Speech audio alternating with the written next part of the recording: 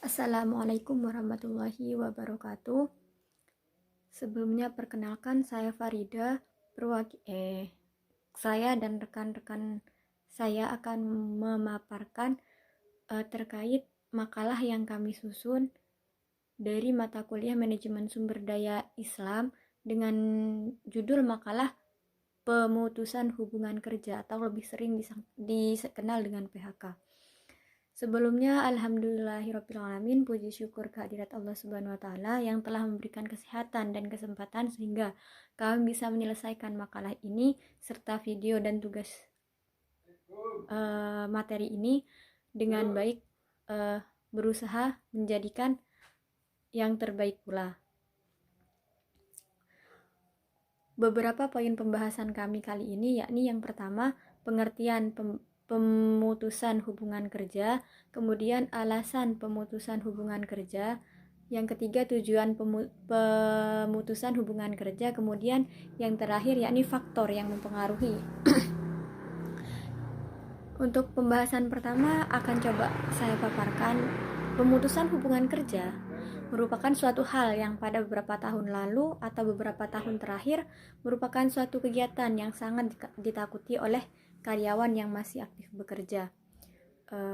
Pemutusan hubungan kerja sendiri merupakan pemberhentian, separation atau pemisahan, memiliki pengertian sebagai sebuah pengakhiran hubungan kerja dengan alasan tertentu yang mengakibatkan berakhir hak dan kewajiban pekerja dan perusahaan atau karyawan kepada perusahaan kepada karyawan, seperti itu.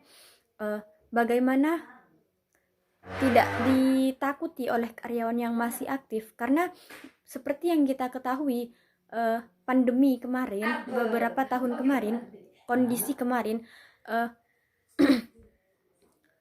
mulai politik juga mulai goyah, kemudian disusul dengan ini pandemi kemarin berdampak banyak pada kondisi perekonomian yang berdampak pada industri yang beberapa mungkin harus gulung tikar atau mengurangi karyawan,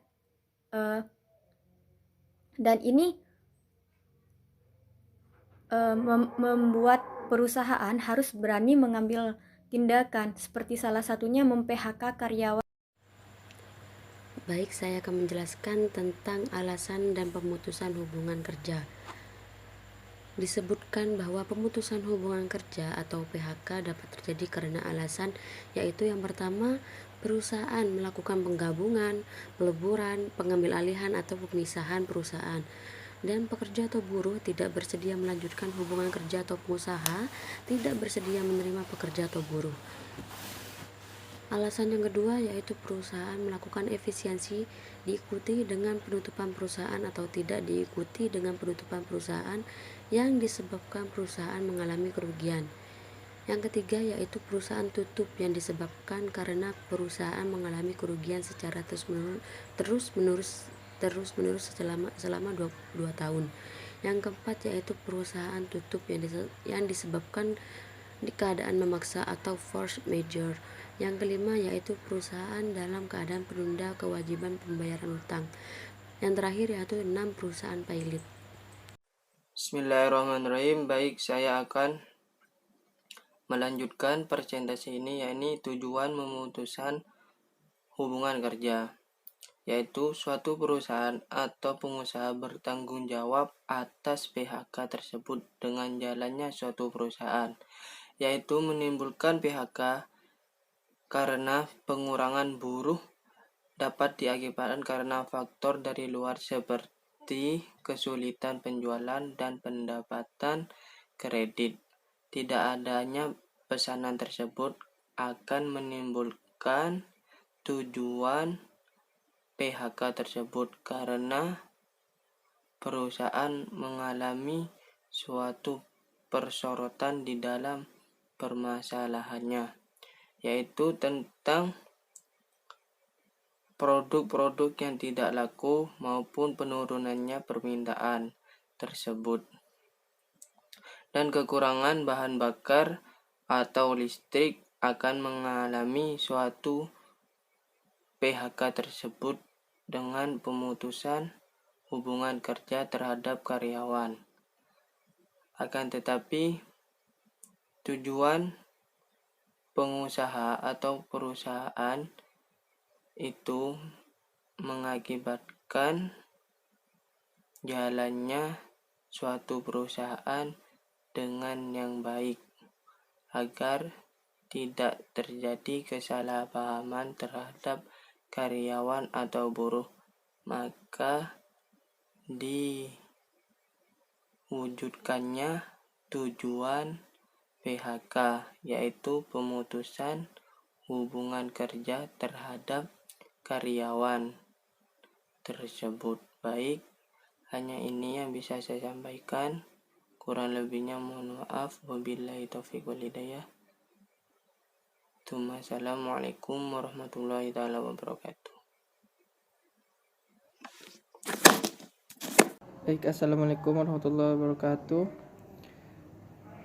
Saya Fadlur Rahman, perwakilan dari kelompok 2, dan akan melanjutkan penjelasan dari teman-teman kami, yaitu tujuan pemutusan hubungan kerja.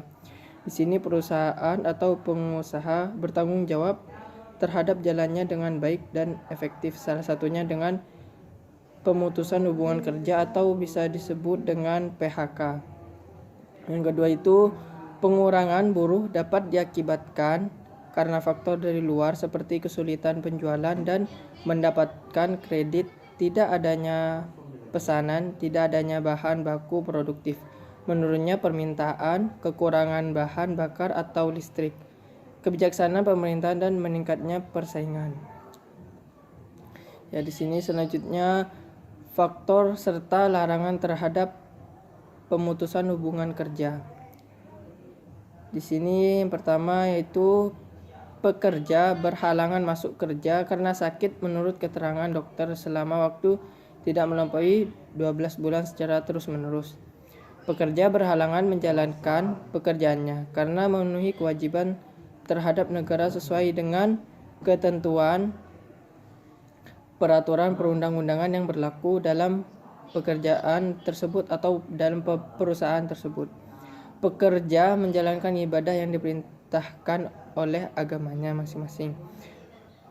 Yang keempat itu pekerja telah berstatus menikah.